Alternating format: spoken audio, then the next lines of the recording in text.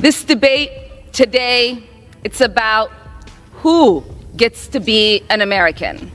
What opinions do we have to be counted as Americans? This is what this debate is about, Madam Speaker. There is this idea that you are a suspect if you are an immigrant, or if you are from certain parts of the world, or a certain skin tone, or a Muslim. It is no accident that members of the Republican Party accused the first Black president, Barack Obama, of being a secret Muslim. The floor opens with a charged question: who truly gets to call themselves American? The speaker highlights how some people are still treated as suspects simply for being immigrants, Muslim, or having a different skin tone.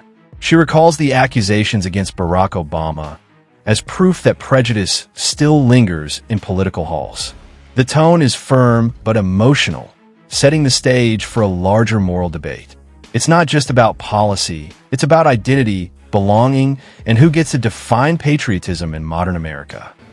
Thank you, Mr. Speaker. And to use that logic, well, then all those people should have just said sorry and we'd move on, right? But no, we don't do that. And let me tell you, I take a little bit of offense to what the hell is wrong with me. I'll tell you, there's nothing wrong with me. I took an oath to defend the Constitution, and that's exactly what I'm going to do. Again, I'm not going to apologize for it. I'm going to hold the Constitution, and it's very simple. We really shouldn't even have this debate. If you break the law and you follow due process, there are consequences to your actions, even if you say sorry. So we can try all of the diversion tactics that we would like. It doesn't change the fact that someone broke the law and that someone should be held accountable. It is disappointing, Mr. Speaker, that their own party can't hold them accountable, that they have such hypocrisy. So with that, The clip shifts gears as Lisa McClain takes the spotlight, and the tone turns electric. The narrator calls her nuclear, and rightly so. McClain doesn't come armed with talking points, but with the Constitution itself. While others dodge responsibility behind polite speeches, she chooses truth over politics. It's the kind of fire Congress rarely sees, a challenge to the hypocrisy simmering beneath its polished veneer. The audience senses something authentic and unscripted about to happen. Yield 2 minutes to my friend from New York, Nicole Meliatakis. Gentlelady is recognized for 2 minutes. Thank you. Talk about what Representative Omar has said, talking about that, because I think it's important to put this in context. In February of 2019, Representative Omar tweeted, and I quote, "It's all about the Benjamins, baby," in reference to American support for Israel. She said that AIPAC was buying U.S. representatives. House Speaker Nancy Pelosi and the entire Democratic leadership actually condemned Representative Omar for these anti-Semitic comments.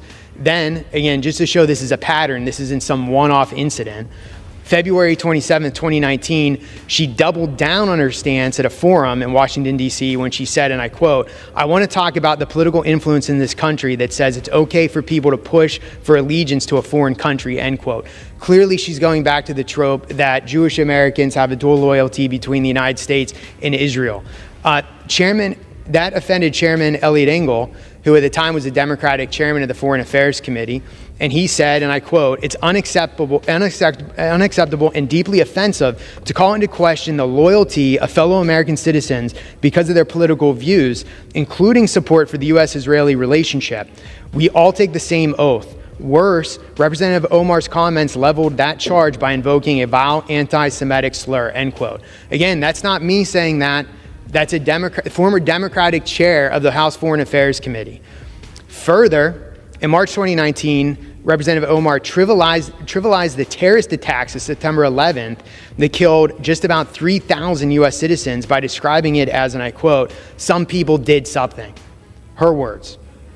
In 2021, a few months before the death of 13 service members during the botched withdrawal from Afghanistan, Representative Omar compared service members of the United States and the Israeli Defense Forces to terrorist groups like Hamas and the Taliban. She tweeted, and I quote, "We have seen unthinkable atrocities committed by the U.S., Hamas, Israel, Afghanistan, and the Taliban," end quote.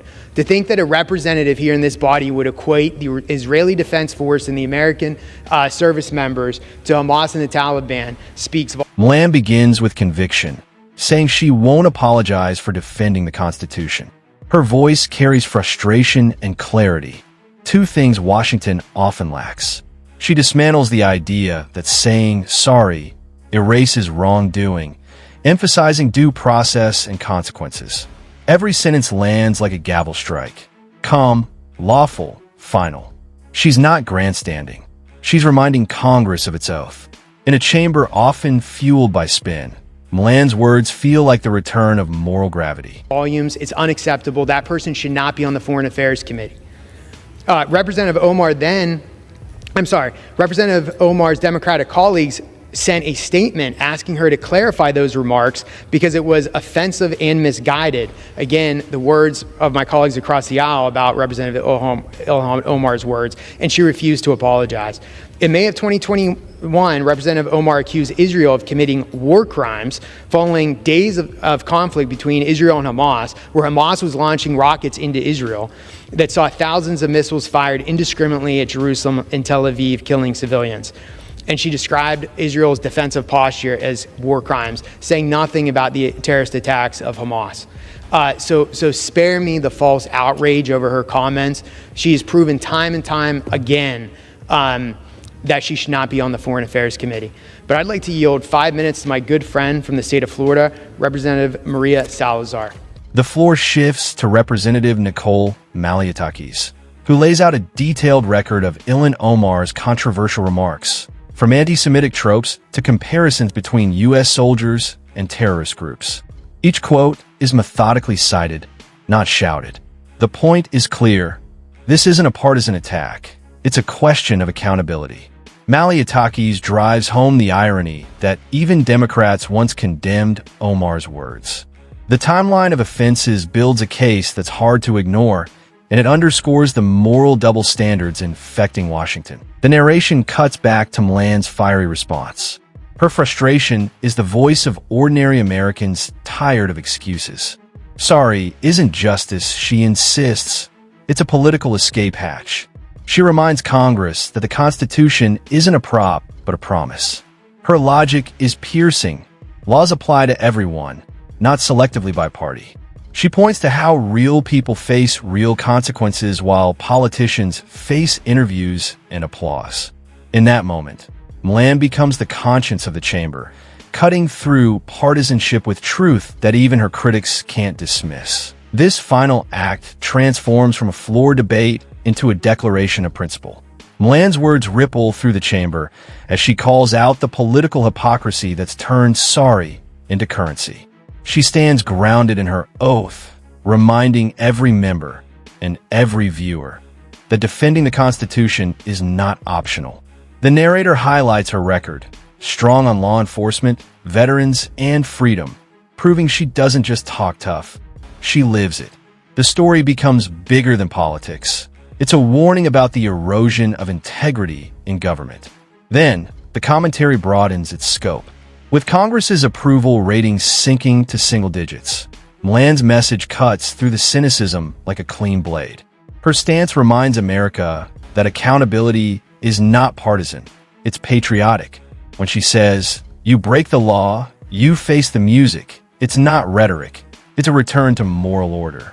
The narrator mocks the idea that believing in consequences is now radical, capturing how absurd Washington's culture has become. As the final lines echo, that the Constitution isn't a prop, but a playbook, McClain's moment transforms into a rallying cry for millions who still believe in right and wrong. The outro invites viewers to reflect. Are apologies enough? Or is it time accountability made a comeback in American politics?